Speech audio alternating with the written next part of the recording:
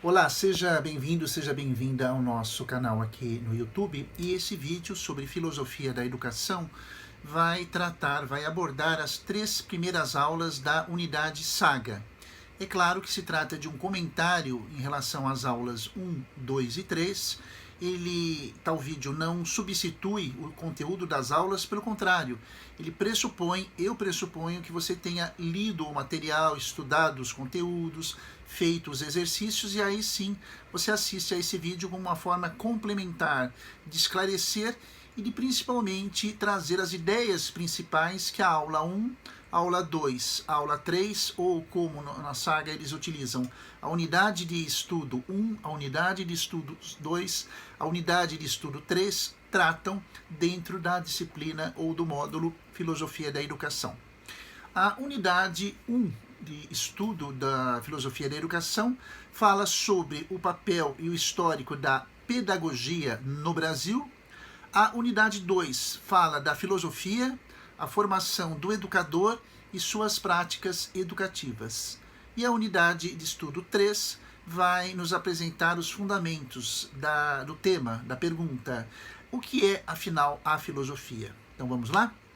Muito bem, na unidade 1, a pedagogia no Brasil, é importante que você entenda que dentro do processo de colonização do nosso país, a pedagogia, a educação já estiveram desde o início, vamos falar aí mais ou menos no ano referência 1530, quando a colonização começou. Há um fenômeno, um processo muito interessante, porque a coroa portuguesa, quando vem não apenas habitar, mas também colonizar as terras brasileiras, vem acompanhada de uma instituição, desde a sua gênese, vinculada a esse processo de colonização, que foi a Igreja Católica. Quando os portugueses chegam ao Brasil, eles chegam literalmente acompanhados da figura do sacerdote católico, do padre, que vai não apenas ser o responsável pelo processo de colonização do ponto de vista religioso, ele vem para evangelizar as novas terras, mas também ele traz em concomitância, em conjunto, a missão de ensinar. Ou seja, na história da pedagogia do Brasil, os primeiros professores foram literalmente sacerdotes.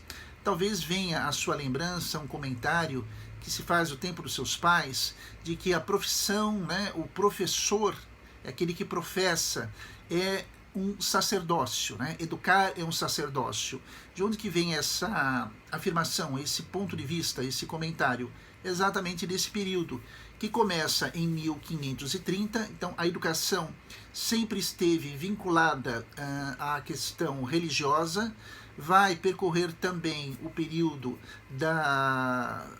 do Brasil Império, e na República, que há uma separação entre as relações de Estado e Igreja no que se refere à educação.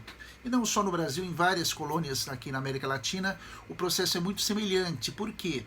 Portugal e Espanha, em suas respectivas terras, em suas respectivas nações, haviam se aliado à Igreja Católica até para se fortalecer no período de transição e no momento em que eles se transformam como estados novos a partir da Idade Moderna. Então, a Igreja, como uma poderosa instituição parceira, é claro, tem os interesses dentro do processo de evangelizar, unir isso ao processo de educação. Então, no capítulo 1, isso é extremamente importante, porque esse legado histórico vai também contribuir para a evolução do processo pedagógico no Brasil Colônia, no Brasil Império, depois, na época do Brasil República Velha, depois no período da República Nova, até os dias atuais.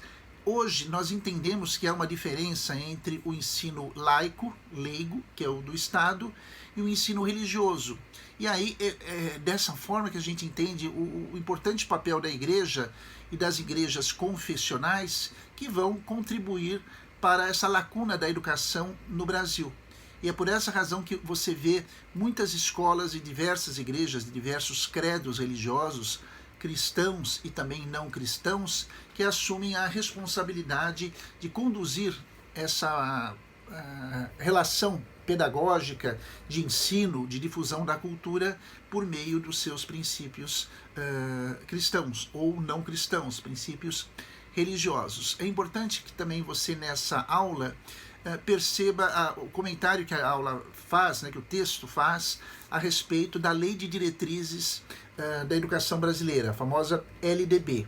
É importante que você entenda que ela é o documento normativo que vai direcionar todos os esforços, todas as políticas na área da educação, todo o empreendimento que nós vamos ter em termos de legislação nas esferas federal, estadual e municipal.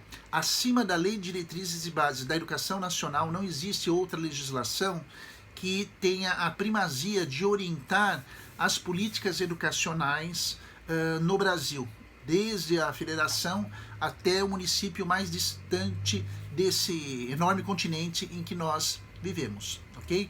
Dê uma lida depois no material, na aula, está muito interessante, mas não perca de vista essa perspectiva que nós analisamos com vocês. A aula número 2, ou a unidade de estudo número 2, já começa a fazer uma reflexão mais teórica sobre a filosofia, a formação do educador e a sua prática educativa. É importante a compreensão de que o educador não nasce, ele se forma. Ele não é apenas uma pessoa, ela não é a educadora apenas uma pessoa que tenha boa vontade, não. O educador e a educadora é um profissional que dele se espera uma formação pedagógica, ética, filosófica, didática, metodológica. Então, a unidade 2 vem nos apresentar que esta formação do educador atende muito aos próprios objetivos da disciplina que você cursa, que é a filosofia da educação. Qual é o objetivo da filosofia da educação?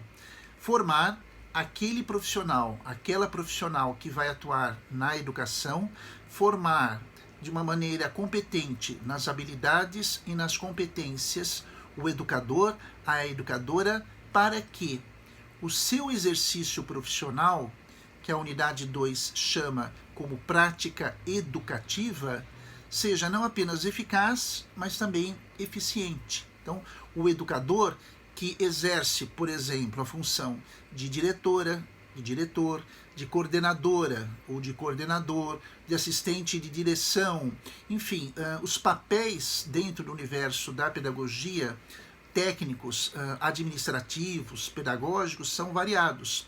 Mas, por detrás desses papéis, a unidade vem nos explicar que a figura do educador é extremamente importante.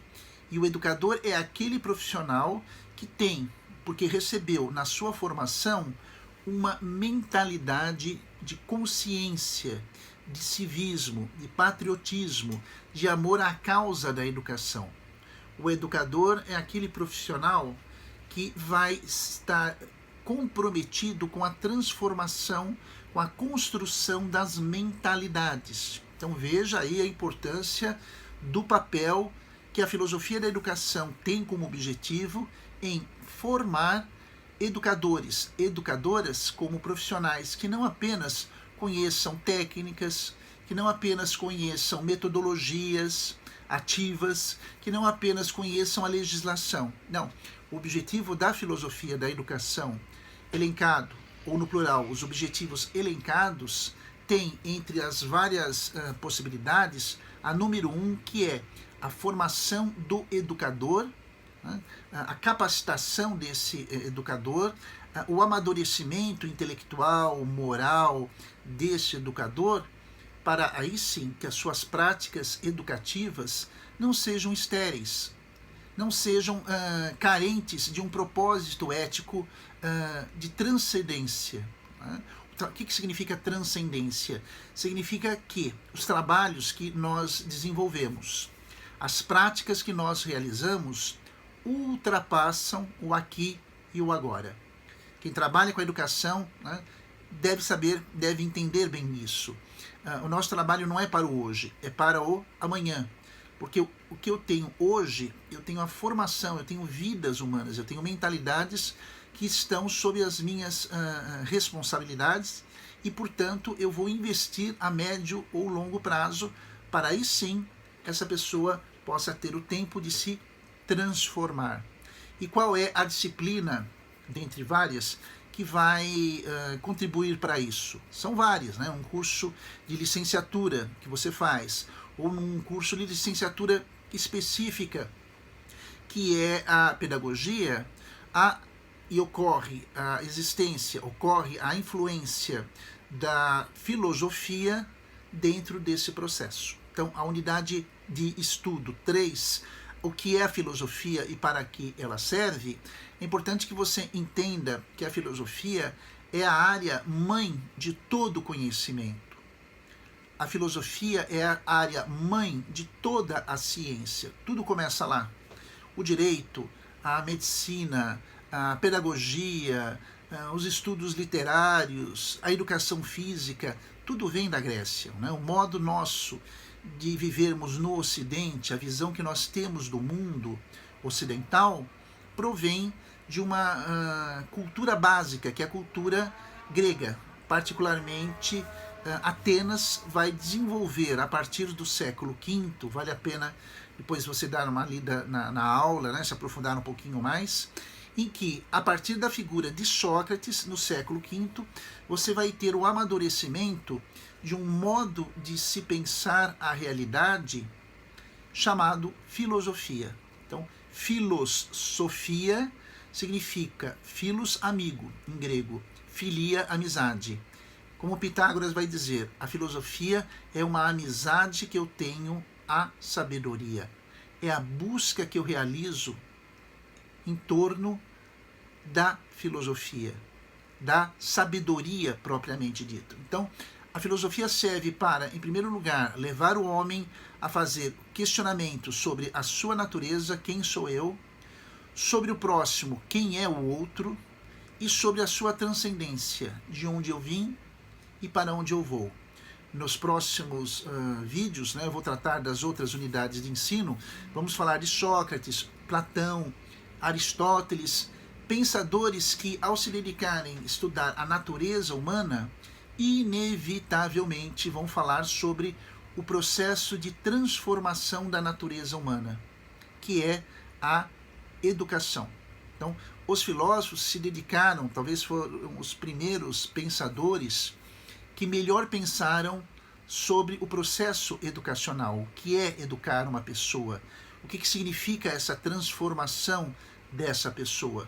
A filosofia vem para trazer essa grande contribuição, pensarmos a realidade em que nós vivemos, pensarmos sobre a natureza humana, a potencialidade que o ser humano tem diante do mundo e, principalmente, as responsabilidades que nós temos ao lidar com mentalidades, com pessoas na transformação e também na construção de uma sociedade mais justa e perfeita.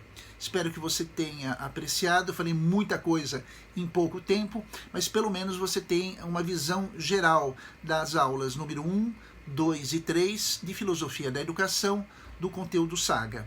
Até uma próxima oportunidade.